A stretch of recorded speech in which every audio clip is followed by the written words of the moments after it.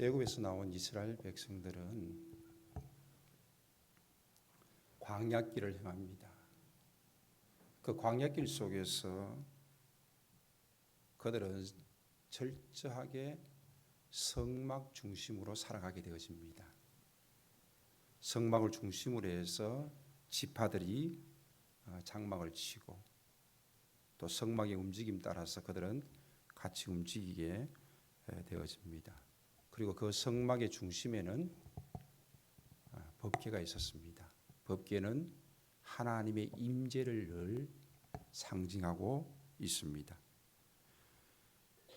출애굽 시대에는 광야에 성막 가운데 법궤가 있었고, 이제 이스라엘 백성들이 가나안 땅에 들어가고 난 다음에는 실로의 회막에 법궤가 있게 되어집니다.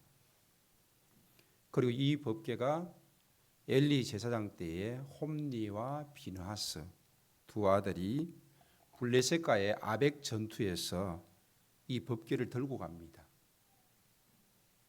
그리고 그 전쟁에서 하나님의 법궤가 있으면 반드시 승리할 줄 알았는데 전쟁에서 패하게 되어집니다. 그리고 홈니와 비느하스는 전쟁에서 죽음을 맞이하게 되어지고 하나님의 법궤는 빼앗기게 되어지고, 이 소식을 들은 아버지 엘리 제사장은 그 소식을 듣고 의자가 뒤로 넘어져서 목이 부러져 죽게 되어지고, 비느하스의 아내는 임신한 상태였지만 아이를 낳다가 결국에는 죽음을 맞이하게 되어집니다. 이처럼 하나님의 법궤를 블레셋에게 빼앗겨 버렸습니다. 블레셋은 이 법궤를 빼앗아다가 아스돗에 있는 다곤 신전에다가 갖다 놓습니다. 그런데 이게 웬일입니까? 그 다음날 아침에 가니까 큰 다곤 신상이 하나님의 법궤 앞에 넘어져 있는 것입니다. 있을 수 없는 일입니다. 그래서 그들이 다시 일으켜 세웠습니다. 그런데 그 다음날 가보니까 목이 부러지고 손이 부러져서 넘어져 있는 것입니다. 그러면서 그 아스돗 지역에는 전염병과 질병으로 인하여서 많은 사람들이 고통을 당하게 되어집니다.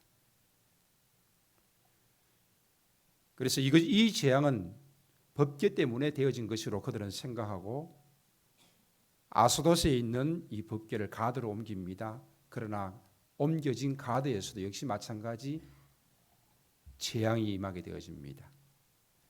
에그론으로 옮깁니다. 역시 마찬가지 여기서도 재앙이 임하게 되어집니다. 그들은 이제 더 이상 법궤를 가지고 있을 이유가 없습니다.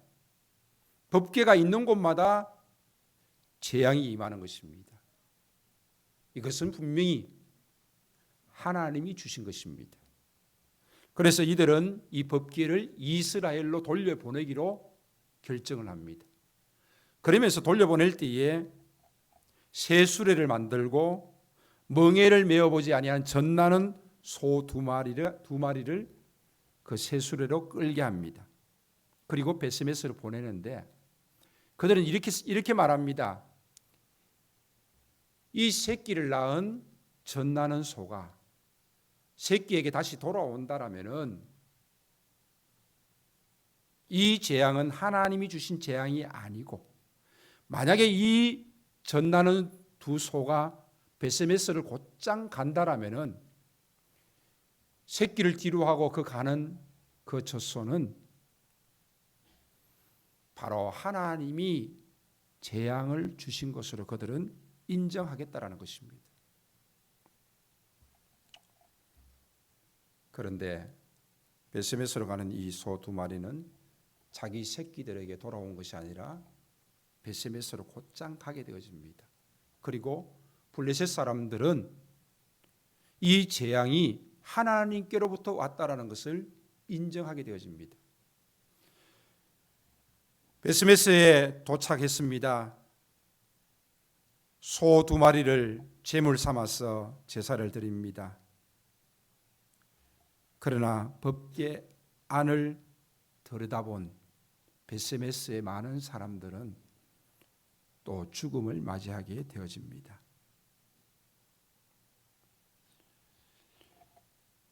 법궤가 블레셋에 있다가 베세메스에 왔는데 베세메스에도 역시 마찬가지 복이 임한 것이 아니라 재앙이 임했습니다. 법궤는 다시 예루살렘 근처 기럇 여아림의 아비나답이라는 사람의 집에 가게 되어집니다. 20년 동안 그곳에 있게 되어집니다. 그러나 이곳에서는 아무런 일도 일어나지 않습니다. 여러분 어떻게 생각하십니까? 아무런 일도 일어나지 않았어요. 이것은 평안입니까? 복입니까? 아니면 저주입니까? 한번 생각해 보시길 바랍니다. 아비나답의 집에 20년 동안 있었음에도 불구하고 아무런 일도 일어나지 않았습니다. 이토록 오랫동안 아비나답의 집에 법궤는 있게 되어집니다. 다윗은 이제 명실상부하게 이스라엘의 왕이 되어지고 다윗의 나라는 점점 더 강해져 갑니다.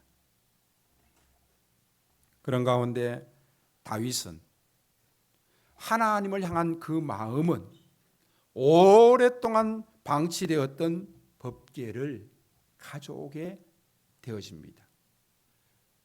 많은 사람들은 법궤가 잊어버린 바 되었습니다. 그러나 다윗의 마음에는 그 마음이 하나님을 향한 마음으로 어떻게 하든지 간에 법궤를 예루살렘으로 가져와야 된다라고 생각을 했던 것입니다. 그래서 다윗은 법궤를 이동할 준비를 합니다. 이스라엘의 3만 명의 백성들을 뽑아서 모읍니다. 3만 명. 법궤를 치러 옮길 새 수레를 만듭니다. 그 수레를 끌 소를 준비합니다.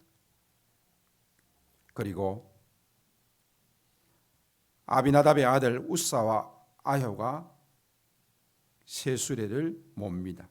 아효는 앞에서 몰고 가고 우사는 뒤에서 책임을 집니다. 여러 가지 악기와 수금과 비파와 앙금과 재금으로 요 앞에 연주하면서 이동합니다. 3만 명의 병사. 다윗이 왜 3만 명을 모아서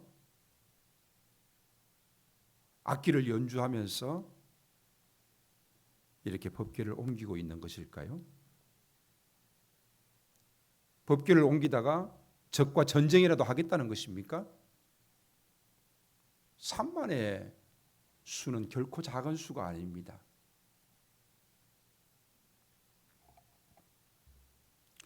낙원의 타작마당에 이를 즈음에 소들이 뛰므로 우사가 손을 들어서 하나님의 궤를 붙들었다라고 말하고 있습니다. 7절에서 이 우사의 모습을 하나님은 우사가 잘못했다, 하나님이 진노하셔서 그를 치시니 그가 하나님의 궤 곁에서 죽게 되어집니다. 법궤가 수레에서 떨어질 수 있는데 그것을 붙잡았는데 왜 그는 그 법궤 앞에서 죽어야만 합니까? 너무 억울하지 않습니까? 아비나답의 집에서 20년 동안 있었습니다. 그들은 법궤를 늘 보면서 살아왔습니다. 그리고 특별히 그 법궤를 옮길 때에 아비나답의 두 아들이 앞과 뒤를 책임지면서 법궤를 옮기고 있습니다. 그런데 뒤를 책임지던 우사가 소들이 띠므로 인하여서 그 법궤가 떨어질까 싶어서 그것을 잡았는데 우사는 하나님의 진노 가운데 죽음을 맞이했던 것입니다. 하나님께서는 어떻게 이것을 잘못으로 보셨습니까? 어떻게 해서 그를 그 자리에서 즉사하게 하셨습니까? 우리는 이 본문을 대할 때마다 솔직히 당혹스럽습니다. 인자하시고 긍휼하심이 풍성한 하나님께서 꼭 그렇게 하셔야만 한 것입니까? 누구보다도 지금 이 일을 진행하고 있는 것은 다윗입니다. 다윗의 소원과 바람을 아셨을 터인데 꼭 이렇게까지 해야 하는 것입니까? 우사의 손만 부러지게 해도 될 터인데 왜 우사를 죽이기까지 하시는 것입니까? 그 모습을 본 사람들은 충격에 빠졌습니다. 그 행사는 아수라장이 되었습니다. 그 행사는 중단되었습니다. 하나님께서는 우사의 죽음을 통하여서 법궤가 이동되는 것을 중단시켰습니다. 다윗이 주관한 이 행사는 잘못되었다라는 것입니다. 우사 역시 잘못되었다는 것입니다. 무엇이 잘못되었습니까? 법궤를 예루살렘으로 가져오는 것인데,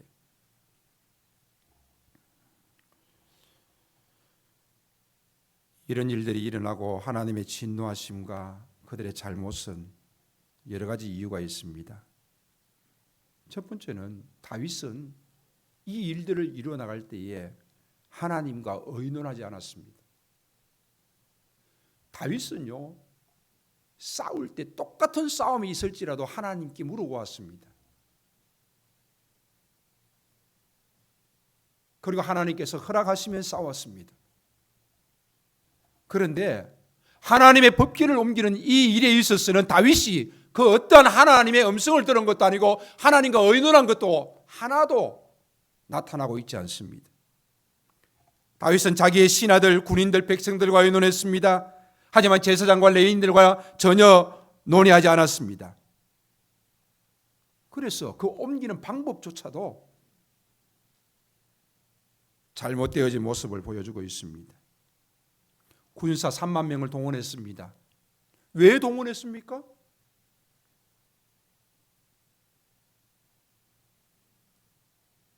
전쟁하려고요?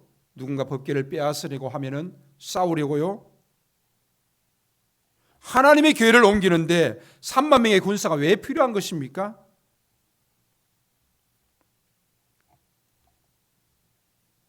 여기에 다윗의 잘못된 마음이 숨어 있습니다. 군사를 최대한 많이 참여시키고 악기도 동원하여서 하나님의 교회를 모시는 일을 아주 웅장하고 화려하게 만들고 싶었습니다. 그러면서 왕으로서 자기의 위엄과 영광을 많은 국민들 앞에서 드러내면서 자랑하기를 원했던 것입니다. 하나님의 교회를 자신의 정치적인 기반을 다지는 일로 사용하고자 했습니다. 이것은 엘리의 두 아들 홈리와 비나스가 블레셋과의 전투에서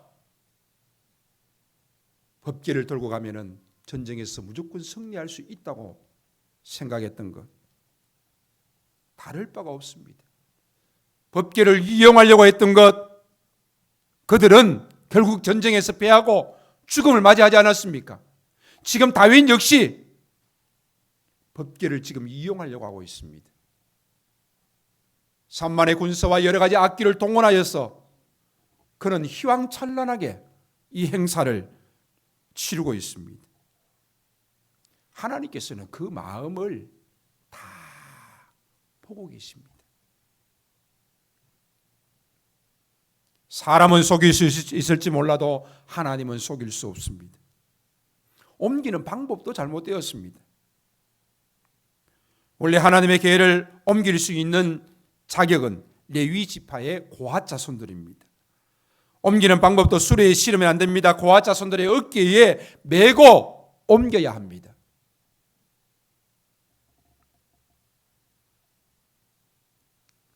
언약궤는 구별된 사람 외에는 그 어느 누구도 손을 대거나 만질 수 없습니다. 그런데 하나님의 언약궤에 손을 대었습니다. 이 법궤는 하나님의 임재의 상징입니다. 결단코 함부로 대해서도 안 되고 어느 누구도 만질 수도 없고 어느 누구도 열어볼 수도 없습니다. 우사는 어떻게 했습니까? 그것을 붙들었습니다. 여기서 붙들었다는 것은 법궤에 대항하여서 만졌다라는 뜻입니다. 물론 우사의 입장에서는 소가 띠므로 인하여서 법궤가 혹시 떨어질까 싶어서 붙들었을 것입니다. 그러나 법궤에 그 어느 누구도 손댈 수 없는 것입니다. 우사는 오랫동안 하나님의 궤가 있었던 아비나답의 집에 살았습니다. 그는 하나님의 궤를 보면서 자랐을 것입니다. 그러나 하나님의 궤에 대한 존경이나 두려움이 없습니다. 어떻게 그것을 대해야 되는지 교육을 받은 것도 없습니다. 아니, 받았을 것입니다. 그러나 그것을 그는 마음속 깊이 두지 않았습니다. 자연스럽게 그의 손이 법궤를 향하여 갔을 것입니다. 베레스 우사, 하나님이 우사를 치신 사건입니다. 다윗은 이 일로 인하여서 너무 황당하게 되었습니다. 그리고 그는 화가 났습니다. 누구에게? 자기 자신에게. 양을 칠 때에도, 골리앗과 싸울 때에도, 사울에 의해서 도망 다닐 때도 그는 철저하게 하나님을 향한 그 마음으로 인하여서 하나님 보시기에 기쁘신 그런 삶을 살아갔는데, 그가 왕이 되어서 강력한 나라가 되어가고 있는 가운데서 하나님의 법궤를 통하여서 더욱더 강한 힘을 모으기를 원했는데 그 속에 자기의 사심이 있었던 것입니다. 잘못이 있었던 것입니다. 하나님을 향한 순수한 마음이 아니라 힘에 대한 과시. 그는 법궤를 이용하려고 했던 것입니다. 다윗은 분하기도 하고 두렵기도 합니다. 여호와의 궤가 어찌 내게로 오리요? 법궤 가져오기를 절기하지 아니하고 즉 중단되어집니다. 포기합니다. 수많은 백성들 앞에서 그들의 환호 소리와 함께 예루살렘으로 하나님의 법궤가 들어올 것을 생각했지만 법궤는 예루살렘으로 오지 못하고 결국 중단되고 말았습니다. 그리고 하나님의 진노하심,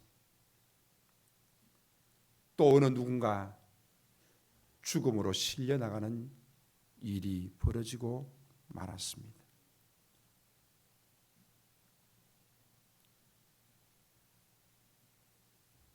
자, 이제 법궤를 어떻게 해야 될까요?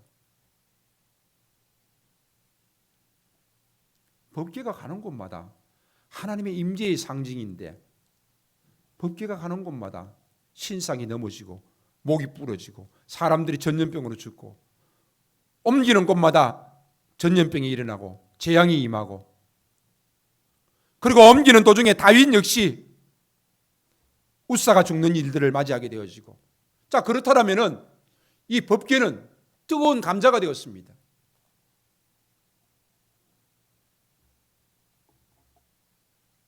누가 과연 이 하나님의 법궤를 옮길 수 있으며 누가 어느 집에서 그 하나님의 법궤를 보관할 수 있겠습니까? 아마도 그 어느 누구도 나서는 자가 없었을 것입니다. 그런데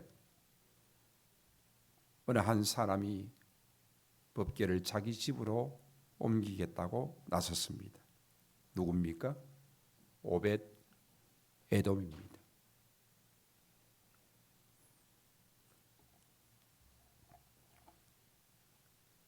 오벳 에돔은 하나님의 궤를 옮기다가 우사의 전체를 밟을 수 있습니다. 자신만이 죽을 뿐만 아니라 가족들의 죽음도 맞이할 수 있습니다.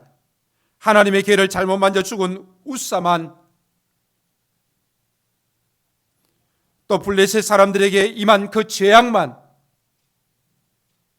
자신에게 피해 간다라는 보장이 없습니다. 하나님의 계가 이르는 곳마다 큰 재앙이 임하고 많은 사람들이 죽어나가야 했습니다. 이 법궤는 두려움의 대상이 되었습니다.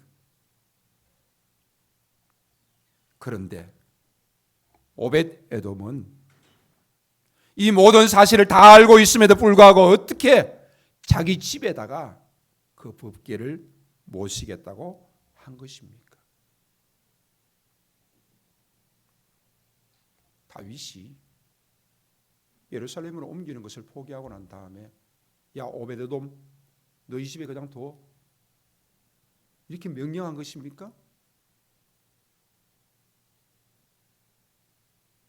재앙이 임하는 이 법궤를 어떻게 누군가에게 맡길 수 있습니까? 누군가가 나서지 않는다라면 맡길 수 없는 일들입니다. 오벳에돔은 그 법궤를 자신의 집에다가 모시게 되어집니다.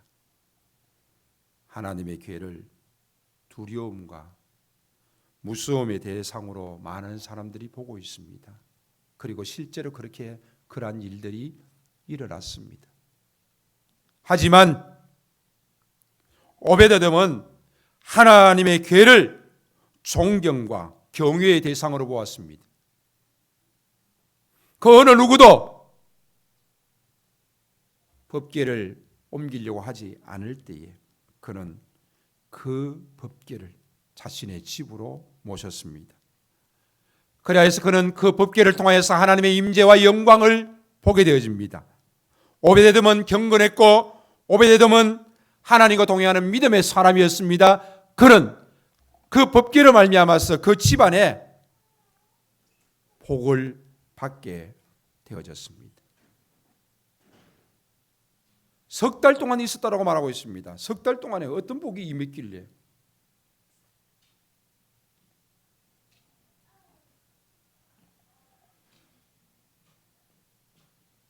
다윗에게 전해집니다. 하나님께서 그 오벳에돔의 집에 복을 주셨습니다. 그렇습니다. 법궤는 재앙이 아닙니다. 두려움이 아닙니다. 무서움이 아닙니다. 하나님의 임재의 상징입니다. 하나님이 함께 하신다는 것은 복이지 않습니까? 오벳에돔은 도대체 어떤 사람입니까? 오늘 본문에서는 가드 사람이라고 말합니다. 블레셋 도시 중에 하나인 가드, 골리앗은 가드 사람입니다. 그렇다면은 오벳에돔은 가드 사람입니까? 그렇게 생각할 수 있습니다. 그런데 역대상 26장으로 가면은 오벳에돔의 자손에 대한 복을 이야기하고 있습니다. 그들과 그의 아들들과 그의 형제들은 다 능력이 있어 그 직무를 잘하는 자니 오벳에돔에게서 난 자가 62명이라. 자손의 복을 하나님이 주시는데 그 자손들이 다 능력이 있어 그 직무를 잘한다라고 말하고 있습니다. 가드 사람이었는데 이스라엘 자손으로 편입되었다. 물론 그렇게 볼 수도 있습니다. 그러나 그렇지 않습니다. 여호수아가 가나안 땅을 정복한 후에 12지파들에게 땅을 분배하지 않습니까? 이때에 레위 지파에게는 땅을 분배해 주지 않습니다. 레위 지파는 각 지파별로 다 흩어져서 어느 한 지역에 머무르게 되어집니다.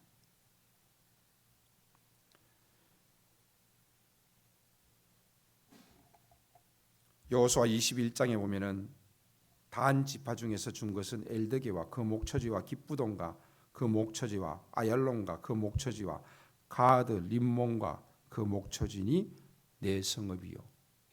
여기서 단 지파에게 주어진 것이 있는데 거기에 가드라는 곳이 있습니다.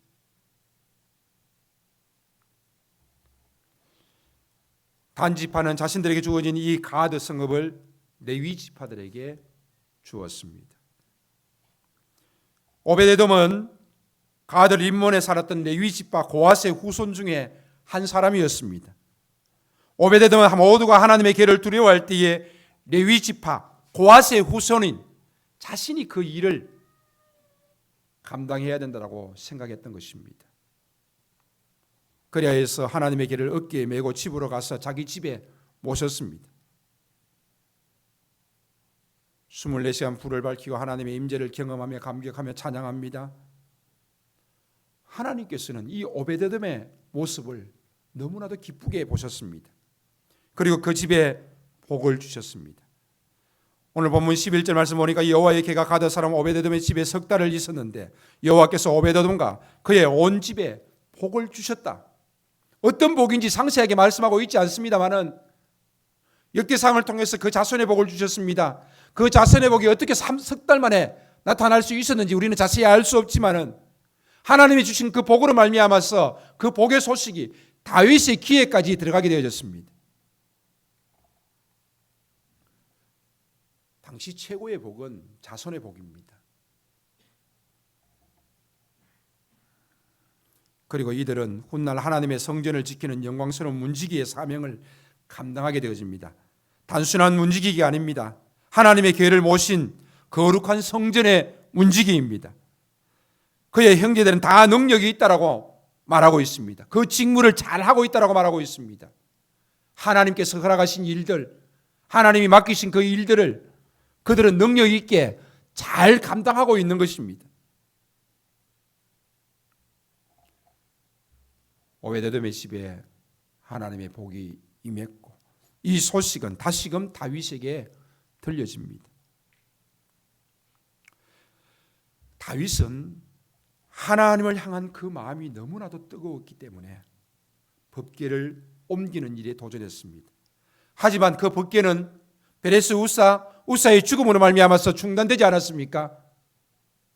그러나 이제 오베데돔의 집에 하나님께서 복을 주셨다는 소식을 듣게 되어지고 다윗은 다시 한 번 더 도전하게 되어집니다. 하나님을 향한 다윗의 마음의 열정은 결코 이것을 포기할 수 없었던 것입니다. 다윗의 열정은 바로 하나님을 향한 열정입니다.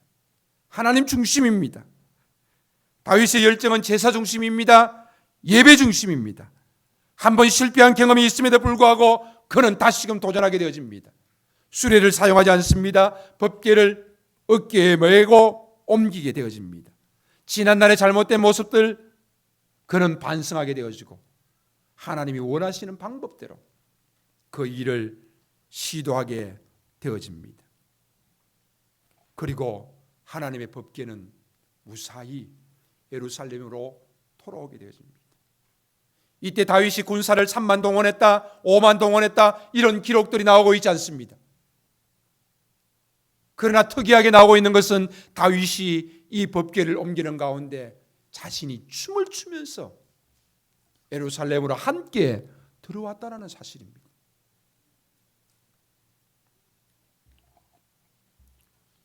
궤를 메고 6걸음 간 후에 소와 살찐 송아지로 제사를 드립니다. 그리고 여호와 앞에서 힘을 다하여 춤을 추면서 이스라엘 온 족속이 환호하면서 나팔을 불면서 여호와의 궤를 메고 예루살렘으로 들어오게 되어집니다.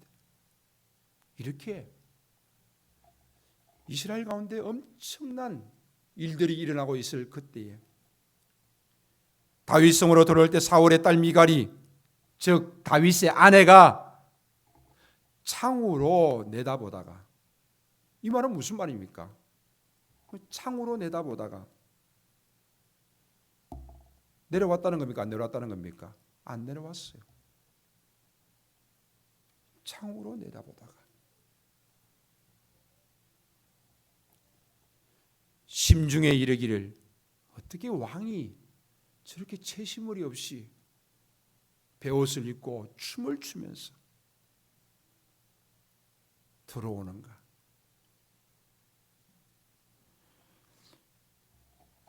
다윗은 춤을 추면서 온 이스라엘 족속들의 즐거운 환호와 나팔 속에서 하나님의 법궤를 예루살렘으로 무사히 옮기게 되어집니다. 그리고 너무 기쁜 이 일을 통하여서 다윗은 백성들에게 고기와 떡을 나누어 주게 되어집니다. 그리고 자기 집으로 돌아와서 자기 가족들을 축복하기를 원합니다. 그러나 자기 집에 돌아와서 축복하기도 전에 미갈을 통하여서 비난의 소리를 듣게 되어집니다. 미갈은 마음속에 있었던 그 말을 다윗이 들어오자마자 퍼부었습니다. 어떻게 왕이 최신머리 없이 베옷을 입고 속을 보이면서 춤을 출 수 있단 말입니까? 다윗의 대꾸는 기록되고 있지 않습니다. 그러나 이 일로 인하여서 사울의 딸 미갈은 죽는 날까지 그에게 자식이 없었다라고 기록하고 있습니다. 태의 열매는 여호와께서 주시는 것입니다. 하나님께서 미갈에게 자식을 허락하지 않으셨던 것입니다. 자, 말씀을 맺습니다. 오늘 이 사건 속에서 우리는 많은 생각들을 하게 되어집니다. 법궤는 수많은 사람들이 무서워했고 두려워했습니다. 법궤가 가는 곳마다 재앙이 임했습니다. 그러나 오벳 에돔은 법궤는 결코 두려운 존재가 아니고 무섭고 재앙의 존재가 아니라 하나님의 임재의 존재요, 경외의 존재요, 하나님이 함께 하시는 존재임을 고백하면서 기꺼이 자신의 집에 모시게 되었습니다. 20년 동안 아비나답의 집에 있었지만 아무런 일도 일어나지 않고 도리어 그 법궤를 옮기는 도중에 그의 아들이 죽는 일들만 일어났을 뿐입니다. 그러나 석 달 동안 있었음에도 불구하고 하나님께서는 오벳에돔의 집에 엄청난 복을 부어주셨습니다.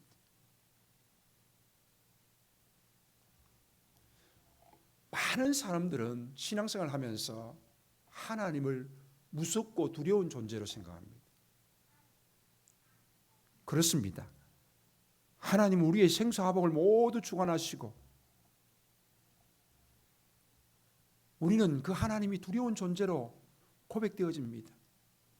내가 무슨 잘못을 하였어? 나에게 어떤 일이 일어나지 아니할까? 내가 무슨 잘못을 하였어? 내 자식에게 어떤 일이 일어나지 아니할까? 두려워합니다.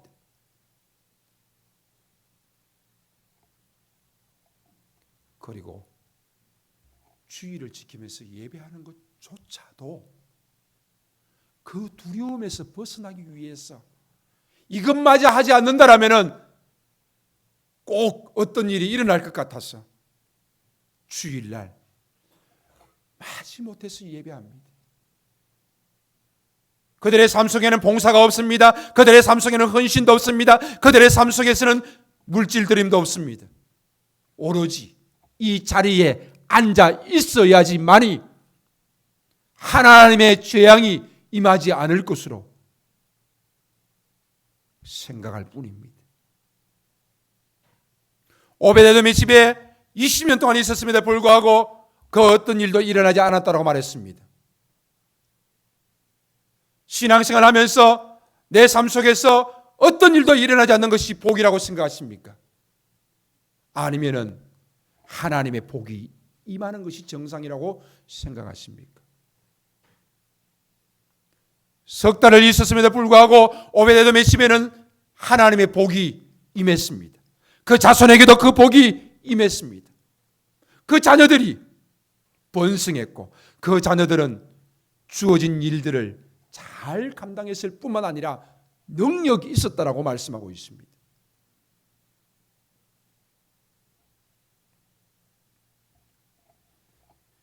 신앙생활 하면서 여러분들이 하나님을 어떤 분으로 생각하느냐에 따라서 여러분의 신앙의 모습은 달라집니다. 블레셋 사람들에게 있어서는 법궤가 감당할 수 없는 존재였습니다. 가는 곳마다 재앙이 임할 뿐입니다.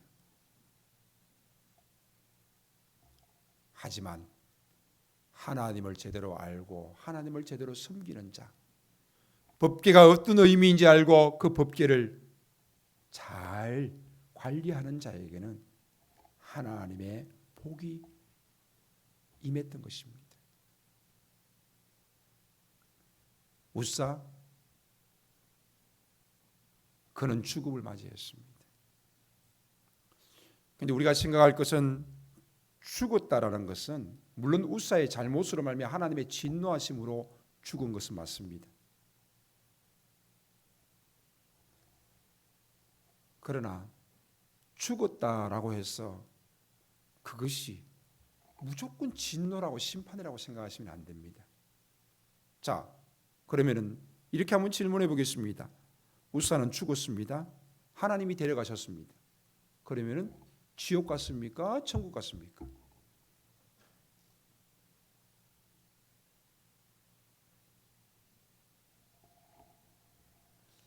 자, 신약에 보면은 초대교회에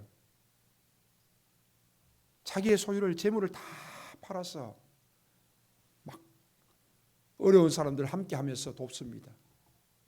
그때에 아나니아와 삽비라 이 부부는 자기 재물을 팔아서 속이면서 그것을 내었습니다. 그러면서 시차를 두고 난 다음에 죽고 또 죽습니다. 부부가 한 날에 다 죽습니다. 하나님을 속인 것입니다. 자기의 소유를 다 팔아서 다 내지 않고 죽었습니다. 그래서 하나님의 진노하심 속에서 이들은 죽음을 맞이합니다. 천국 갔습니까? 지옥 갔습니까? 자, 그러면 이렇게 질문하겠습니다. 이들은 지옥 갔습니까? 우사는 지옥 갔습니까? 자, 또 질문해 보겠습니다. 가나안 땅에 들어가는 것을 우리는 천국에 들어가는 것으로 생각합니다. 요단강을 건너고 가나안 땅에 들어가면. 그러면은 그들이 애굽에서 나와서 광야에서 다 엎드려졌습니다. 엄청난 수가 죽었습니다. 아니, 애굽에서 있었던 그들은 다 죽었습니다.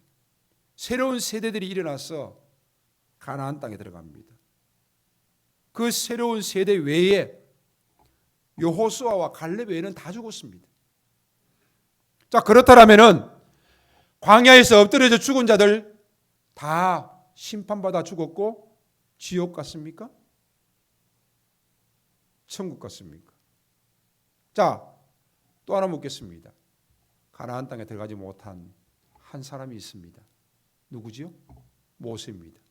모세는요, 병들어 죽은 것도 아니고 기력이 다해서 죽은 것도 아니에요. 그의 눈도 그렇고 건강도 아주 좋았습니다. 가나안 땅을 눈앞에 두고 가나안 땅을 바라보면서 40년 동안 광야길 속에 이스라엘 백성들의 지도자로서 여기까지 왔습니다. 그런데 하나님께서는 그에게 너는 즉 약속의 땅을 바라보기는 바라보지만은 들어가지 못할 것이다. 죽었습니다. 그의 시신조차 백성들이 찾지 못합니다. 모세는 그의 시신이 들짐승의 밥이 되었을까요? 새의 밥이 되었을까요? 왜 찾지 못했을까요? 그는 가나안 땅에 들어가지 못했습니다. 그는 지옥 갔습니까?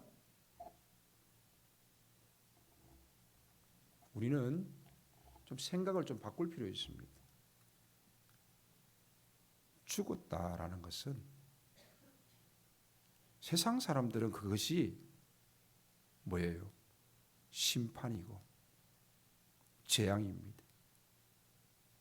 그러나 하나님께서 우리를 데려가셨다라는 것은 믿는 자들에게 있어서는 결코 그것이 심판이 아닙니다. 우사를 통하여서 하나님이 하시고자 하는 메시지가 있습니다. 우사가 한 일은 여기까지입니다. 물론 그가 어느 부분에 있어서 잘못한 것도 있습니다. 그러나 그럼에도 불구하고 하나님께서는 아비나답의 집에서 법궤가 20년 동안 있게 하시고 또 그들을 통하여서 하나님께서는 다윗과 온 이스라엘 백성들에게 말씀하시고자 하는 일들을 하셨던 것입니다.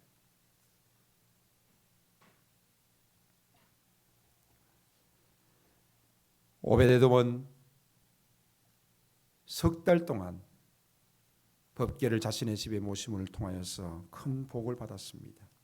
다윗은 법궤를 옮기는 일에 실패했지만은 그는 다시 한 번 더 시도하고 다시 한 번 더 하나님의 기뻐하시는 방법을 따라서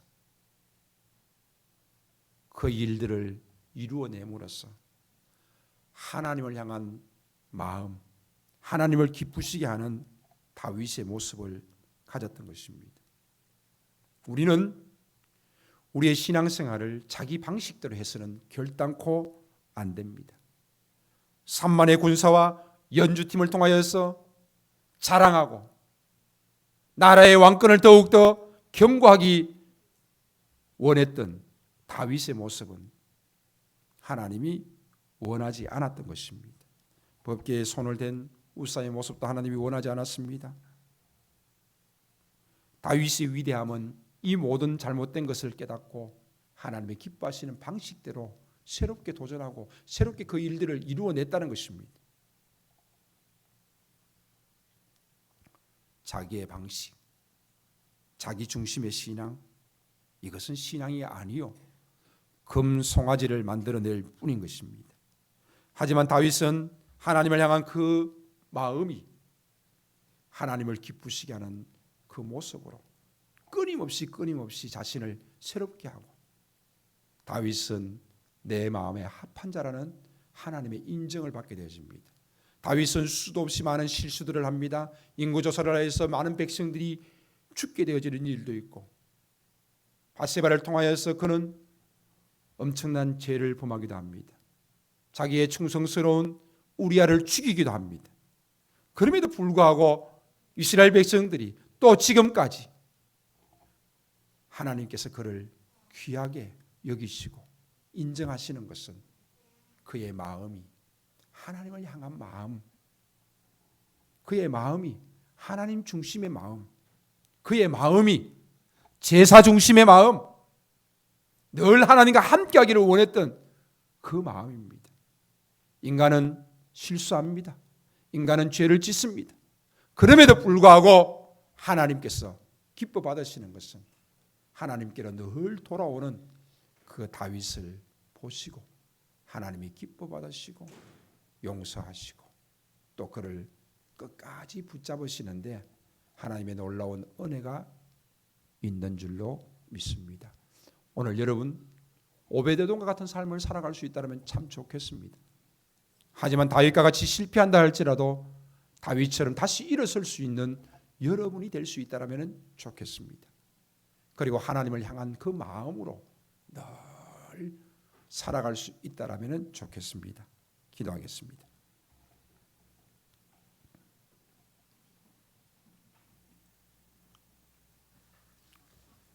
살아계신 하나님 아버지 감사합니다. 늘 하나님과 함께하면서 찬양하고 감사하고 기뻐하는 삶을 살아갈 수 있게 하옵소서. 결코 하나님이 두려움과 무서움의 존재가 아니라 늘 하나님이 아버지가 되시고 더욱더 친밀함 속에서 하나님과 함께 살아갈 수 있는 우리의 신앙의 모습이 될 수 있도록 허락하여 주시옵소서. 이 시간도 찬양으로 말씀을 기억하면서 고백하기를 원합니다. 우리의 기도가 되게 하시고 우리의 고백이 되게 하시고 우리의 간구가 되게 하옵소서. 예수님의 이름으로 기도하옵나이다. 아멘.